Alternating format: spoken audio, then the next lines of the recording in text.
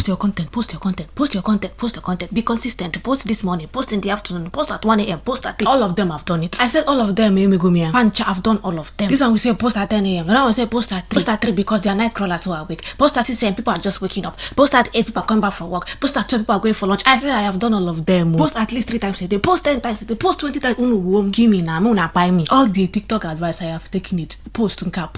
I've posted. You like it. I have posted. Comment, follow, share. And the most painful part it is when you just decide to take 1 or 2 days off from posting. Hey, Viam, just like that, 10 people haven't followed. Gagbim, another 5 people haven't followed you. Can people not take break? Even people that go to work have off days. People where they make content supposed to get off day too. At this point, no, if you want to like. If you want to comment. If you want share. Please, I hope you like this makeup look.